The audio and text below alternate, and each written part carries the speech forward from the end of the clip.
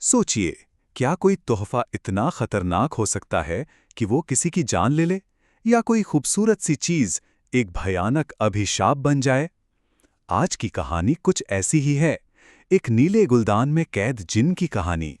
ये बात हमें हमेशा याद रखनी चाहिए कि हमारी इस दुनिया के साथ-साथ एक और दुनिया भी बसती है। एक ऐसी दुनिया जो हमें दिखाई नहीं देती। अनदेखे राज़ों और अनसुनी ताकतों की दुनिया। और इस कहानी का सबसे अहम हिस्सा है जिन।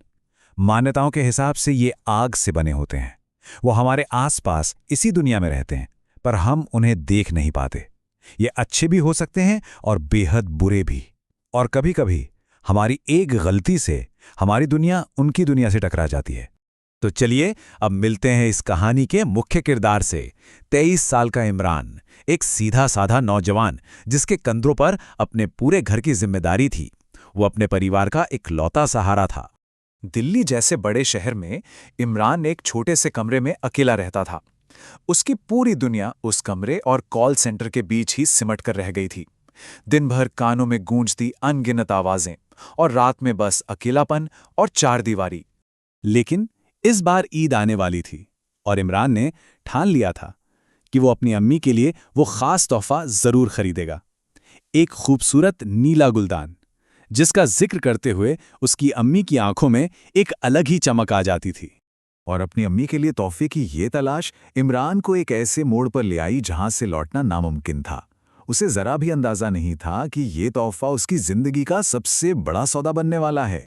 बहुत भटकने के बाद दिल्ली की एक तंग भूली बिसरी सी गली में उसकी नज़र एक दुकान पर पड़ी। दुकान?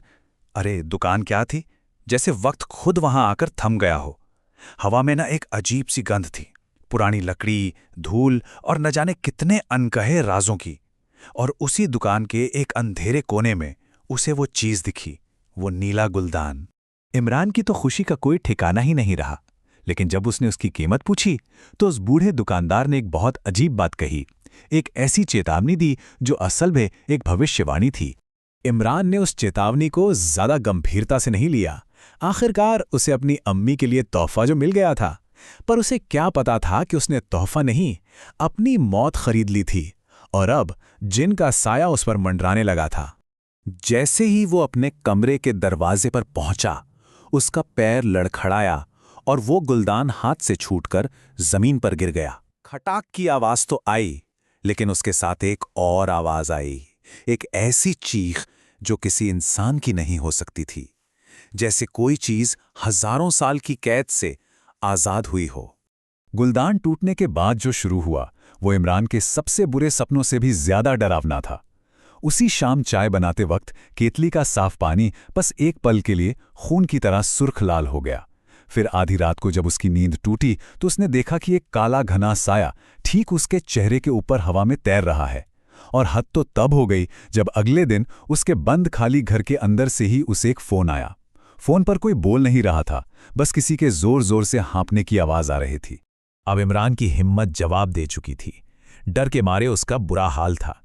उसके पास अब बस एक ही रास्ता था, वापस उसी बूढ़े दुकानदार के पास जाना और उस खौफनाक सच का सामना करना।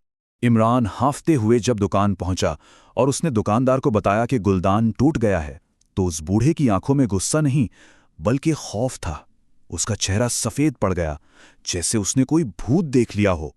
5000 साल, जी हां, पूरे 5000 साल। जरा सोचिए, कोई शैतानी ताकत इतने लंबे वक्त तक एक छोटी सी चीज में कैद थी और अब वो आजाद थी। दुकानदार ने कांपती हुई आवाज में जो बताया, उससे इमरान के पैरों तले जमीन खिसक गई। वो गुलदान कोई सजावट की चीज नहीं थी, बल्कि एक जेल खाना था। और इमरान ने अनजाने में उस जेल का दरवाजा तोड़ दिया था। अब वो जिन आजाद था और अपना घर टूटने का बदला लेने के लिए बेताब। दुकानदार अपनी बात पूरी कर पाता उससे पहले ही उसका दम घुटने लगा। वो हवा में हाथ पैर मारने लगा। कोई दिख नहीं रहा था, पर उसकी गर्दन पर 5 उंगलियों के काले निशान उभर रहे थे, जैसे कोई पूरी ताकत से उसका गला दबा रहा हो।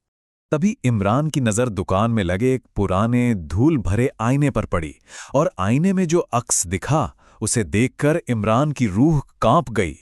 काले धुएं से बना एक भयानक जीव जिसकी आंखें अंगारों की तरह जल रही थीं और उसके लंबे खौफनाक हाथ दुकानदार की गर्दन पर थे।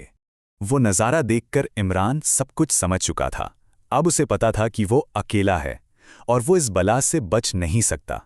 फिर भी उसने भागने की एक आखिरी नाकाम कोशिश की। वो बेतहाशा भागा, अपनी जान बचाने के लिए सीधा अपने कमरे की तरफ। उसका बस एक ही मकसद था, फटाफट अपना सामान लेना और इस शहर से हमेशा हमेशा के लिए दूर चले जाना। जब वो अपने दरवाजे पर पहुंचा तो वहां उसने अपनी अम्मी को खड़े देखा। एक पल के लिए उसे लगा शायद अब वो बच गया। वो दौड़कर अपनी मां से लिपट गया और एक बच्चे की तरह रोने लगा। उसे लगा कि अब वो महफूज है। लेकिन तभी उसकी नज़र कमरे में लगे आईने पर पड़ी और आईने में जो दिखा, जिसे वो अपनी मां समझकर अपनी पनाह मान रहा था, वो असल में वही जिन था जो अब उसकी मां का रूप धरकर उसे अपनी बाहों में जकड़े हुए था। 2 दिन बाद जब इमरान का भाई उससे मिलने आया तो कमरे में उसे इमरान की नीली पड़ चुकी लाश मिली। और सबसे ज्यादा डरावनी बात यह थी कि उसके बिस्तर के पास वाली मेज पर वही नीला गुलदान रखा हुआ था, बिल्कुल सही सलामत, जैसे कभी टूटा ही ना हो। ये कहानी यहीं खत्म हो जाती है, लेकिन अपने पीछे एक सवाल छोड़ जाती है। क्या सच में हमारी दुनिया के परे ऐसी ताकतें मौजूद हैं? क्या वो चीजें जो हमें दिखती नहीं, वो वाकई में नहीं होती? इस बारे में सोचिएगा जरूर।